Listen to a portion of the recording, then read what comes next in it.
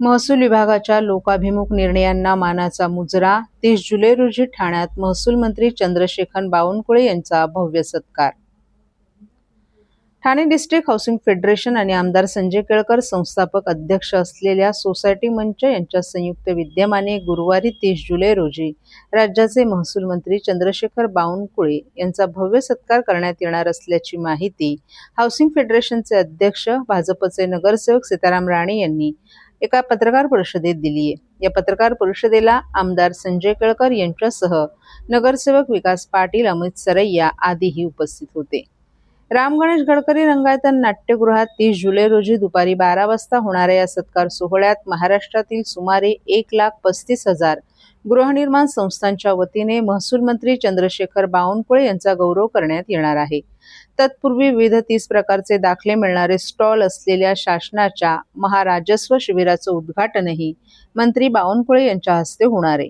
यावेळी महसूल विभागामार्फत सर्वसामान्य नागरिक, शेतकरी आणि गृहनिर्माण संस्थांमधील सभासदांच्या हितासाठी जलद गतीनं राबवण्यात आलेल्या निर्णयांची माहिती आमदार संजय केळकर यांनी विशद केली.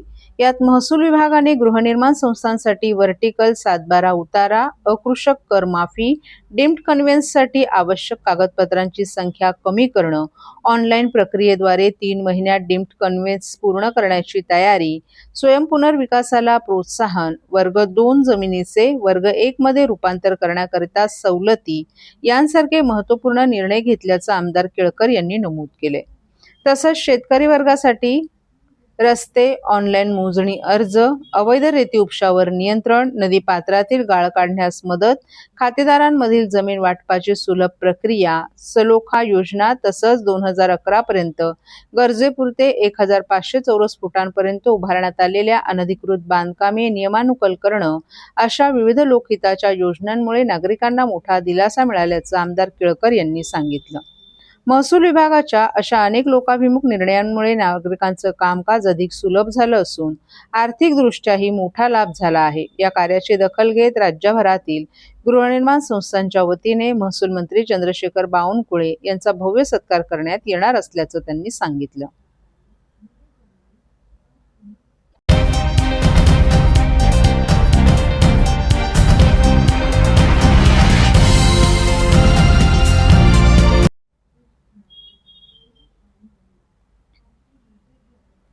स्मार्ट मीटरच्या तक्रारींचं होणार निरसन. आमदार संजय केळकर यांनी अधिकारी ग्राहकांमध्ये घडवला सुसंवाद. स्मार्ट मीटर लावताना वीज ग्राहकांमध्ये जनजागृती करण्यात येईल, त्यांच्या प्रत्येक समस्येचं निराकरण करण्यात येईल अशी माहिती अधीक्षक अभियंता काकडे यांनी दिली आहे. आमदार संजय केळकर यांच्या पुढाकाराने आयोजित अधिकारी, ग्राहक आणि लोकप्रतिनिधी यांच्या संयुक्त बैठकीत विविध समस्या आणि त्यावरील उपाययोजना यावर चर्चा करण्यात आली. भाजपच्या खोपट येथील कार्यालयात आयोजित जनसेवकाचा जनसंवाद या उपक्रमात आमदार संजय केळकर यांनी स्मार्ट वीज मीटरबाबत वाढत असलेल्या तक्रारींचं निरसन करण्यासाठी संयुक्त बैठक घेतली. यावेळी वीज मंडळाचे अधीक्षक अभियंता काकडे, विविध विभागातील ग्राहकांचे प्रतिनिधी आणि लोकप्रतिनिधीही उपस्थित होते. यावेळी केळकर यांनी ग्राहकांमध्ये असलेला संभ्रम, त्यांच्या समस्याही मांडल्या. तक्रारदारांचे फोन उचलले जात नाहीत, त्यांच्या तक्रारींचे 100% निरसन करण्याची सूचना त्यांनी अधिकाऱ्यांना केली. स्मार्ट मीटर लावताना ग्राहकांशी संवाद साधणं आवश्यक असल्याचंही त्यांनी सांगितलं. या बैठकीत तक्रारी आणि त्यावरील उपाययोजना यावर सकारात्मक चर्चा झाली. यावेळी बोलताना काकडे यांनी कायद्याच्या तरतुदीनुसार स्मार्ट मीटर लावण्यात येत असून ग्राहकांशी संवाद न साधता मीटर लावण्यात येणार नाहीत. ग्राहकांमधील संभ्रम दूर करण्यासाठी एखाद्या ठिकाणी स्मार्ट मीटर लावताना तेथे 20% मीटर जुनेच ठेवण्यात येतील, जेणेकरून नवीन आणि जुन्या मीटरमधील फरक कळून येईल. शासनाने सकाळी 9 ते 5 या काळात वीज वापर करणाऱ्या ग्राहकांना 85 पैसे सूट देत आल्याचंही काकडे यांनी सांगितलं. इंदिरानगर येथील 6 वर्षाच्या समर शेख या मुलाचा विजेचा धक्का लागून मृत्यू झाला होता. महावितरणच्या निष्काळजीपणामुळे ही दुर्घटना घडली असून त्याच्या कुटुंबियांना नुकसान भरपाई मिळाली पाहिजे असा आग्रह केळकर यांनी धरला.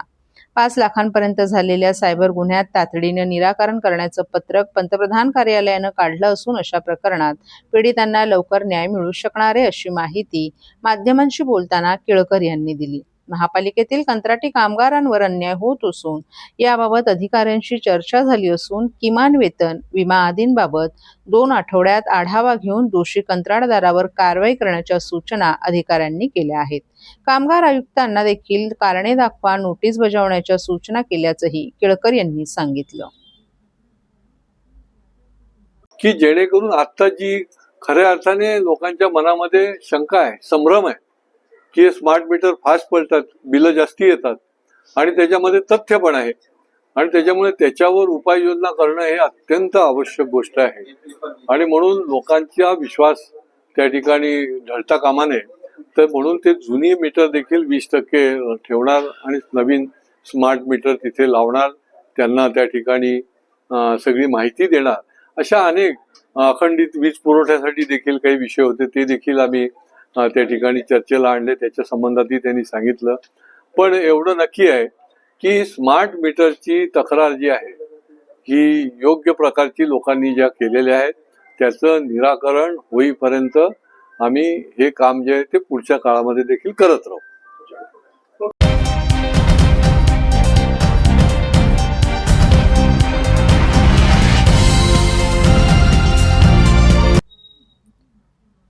काल शहरात पालकमंत्री, उपमुख्यमंत्री एकनाथ शिंदे यांच्या हस्ते विविध प्रकल्पांचं उद्घाटन तर काही ठिकाणी भूमिपूजन करण्यात आलं होतं. मात्र भारतीय जनता पक्षाचे आमदार, उपमहापौर आणि स्थानिक नगरसेवक यांना निमंत्रण नसल्यामुळे उपमहापौरांनी याबाबत तीव्र नाराजी व्यक्त केली आहे. निमंत्रक पत्रिकेत नाव जरी असलं तरी पत्रिका मात्र ही तिसऱ्या व्यक्तीकडून दुसऱ्या दिवशी मोबाईलद्वारे दाखवण्यात आली. सातत्यानं होत असलेले अशा प्रकारच्या प्रकारांमुळे येत्या काळात भारतीय जनता पक्ष देखील स्वतःच प्रभागातील उद्घाटनं आणि भूमिपूजनाचे कार्यक्रम हाती घेईल, असं उपमहापौर कृष्णा पाटील यांनी सांगितलं.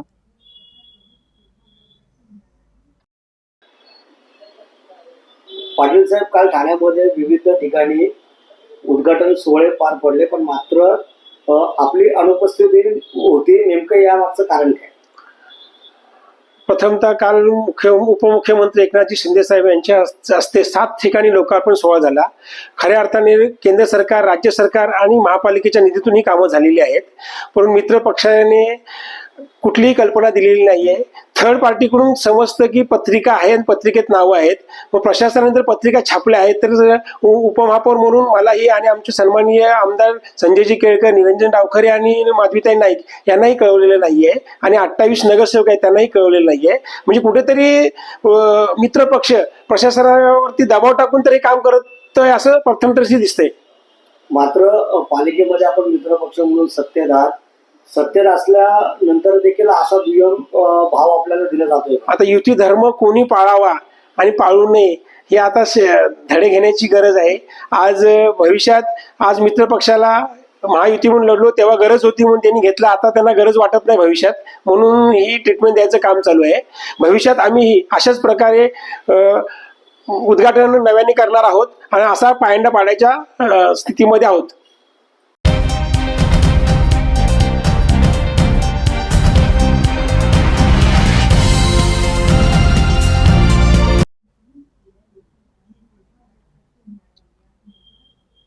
ठाणे महापालिकेतील चतुर्थ श्रेणी कर्मचाऱ्यांसाठी मोठी खुशखबर मिळाली असून शैक्षणिक अर्हतेनुसार तब्बल 62 कर्मचाऱ्यांना लिपिक तथा टंकलेखक पदावर पदोन्नती देण्यात आली. याबाबतचे आदेश महापालिका प्रशासनाने काढले असून पदोन्नतीमुळे कर्मचाऱ्यांमध्ये आनंदाचं वातावरण आहे. ठाणे महापालिकेच्या आस्थापनेवरील चतुर्थ श्रेणी संवर्गातील कर्मचाऱ्यांना शैक्षणिक अर्हतेनुसार पदोन्नती देण्याच्या निर्णयाची अंमलबजावणी करण्यात आली आहे. एकूण 62 चतुर्थ श्रेणी कर्मचाऱ्यांना लिपिक तथा टंकलेखक पदावर पदोन्नती देण्याचे आदेश महापालिका प्रशासनाने जारी केलेत. चतुर्थ श्रेणी कर्मचाऱ्यांना शैक्षणिक अर्हतेनुसार पदोन्नती देण्यात यावी अशा सूचना उपमुख्यमंत्री एकनाथ शिंदे यांनी प्रशासनाला दिल्या होत्या. तसंच महापौर शर्मिला पिंपळकर यांनीही यासाठी प्रशासनाकडे सातत्यानं पाठपुरावा केला होता. या पार्श्वभूमीवर महापालिका आयुक्त सौरभ राव यांनी सकारात्मक भूमिका घेत संबंधित विभागाला पदोन्नतीची प्रक्रिया तातडीने पूर्ण करण्याचे निर्देश दिले होते. त्यानुसार प्रशासनाने 62 कर्मचाऱ्यांना पदोन्नतीही दिलीये. महापौर दालनात सोमवारी झालेल्या कार्यक्रमात महापौर शर्मिला पिंपळकर आणि उपमहापौर कृष्णा पाटील यांच्या हस्ते प्रातिनिधिक स्वरूपात कर्मचाऱ्यांना पदोन्नतीचे आदेश प्रदान करण्यात आले. यावेळी उपायुक्त मनीष जोशी, जी गोदेपुरे, कार्मिक अधिकारी दयानंद गुंडप, आस्थापना अधीक्षक राधिका कांबळे यांच्यासह महापालिका कर्मचारीही उपस्थित होते. चतुर्थ श्रेणी कर्मचाऱ्यांना पदोन्नती मिळावी यासाठी सहकार्य केल्याबद्दल कर्मचाऱ्यांनी उपमुख्यमंत्री एकनाथ शिंदे, महापौर शर्मिला पिंपळकर, उपमहापौर कृष्णा पाटील, सभागृह नेते हनुमंत जगदाळे आणि विरोधी पक्षनेते शानू पठाण यांचे आभार मानले. पदोन्नतीच्या निर्णयामुळे संबंधित कर्मचाऱ्यांमध्ये आनंदाचं वातावरण निर्माण झाले.